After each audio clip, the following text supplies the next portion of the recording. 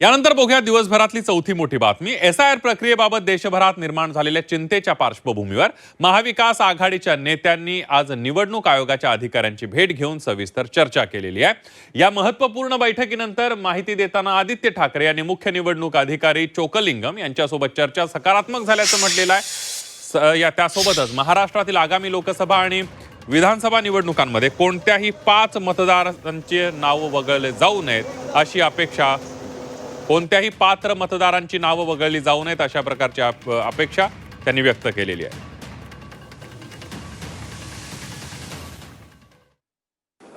ह्याच्यात आता ही जेव्हा प्रक्रिया सुरू होईल, मला वाटतं मीडियाचं देखील तेवढंच मोठं काम राहील। कारण आपण पाहिलं असेल बिहारमध्ये जे झालं किंवा बंगालमध्ये जे झालं, असं म्हटलं जातं की बंगालची निवडणूक ही SIRच्याच प्रक्रियेमुळे ज्या भाजपाने जिंकलेली आहे त्याच्यात जवळपास 90% योगदान हे SIRचं आहे। हे जरी खरं असलं तरी महाराष्ट्रात आणि इतर राज्यांमध्ये जिथे असं SIR सुरू होईल आता ते होऊ नये ह्याच्यात जबाबदारी आपल्या सर्वांची, नागरिक म्हणून मीडिया असेल, राजकीय पक्ष असेल, ही जबाबदारी आपण वाटून पुढे काम करावं।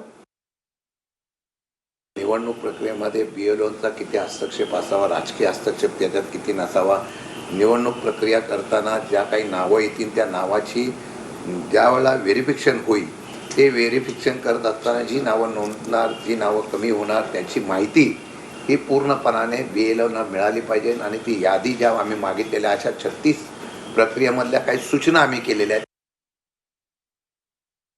स्थलांतरित आहे तिथे मोठ्या प्रमाणामध्ये पुनर्विकासाची कामं चालू आहेत आणि पुनर्विकासाच्या कामामध्ये जे भाडे तत्वावरती बिल्डरच्या माध्यमातून असतील किंवा वेगवेगळ्या कारणांनी जे गेलेले आहेत, जे तिथे नाहीच आहे, तिथे जागाच नाही आहे, मग त्यांचं काय करणार, तर या संदर्भामध्ये ज्या वेळेला प्रश्न, कारण हा प्रचंड मोठा प्रश्न जो आहे मुंबईकरांसाठी आहे आणि त्या प्रश्नावरती निवडणूक आयोगाकडे आत्ता उत्तर नाही, त्याने अभ्यास करून त्याच्यावरती आम्हाला उत्तर देईल असं सांगितलेलं आहे।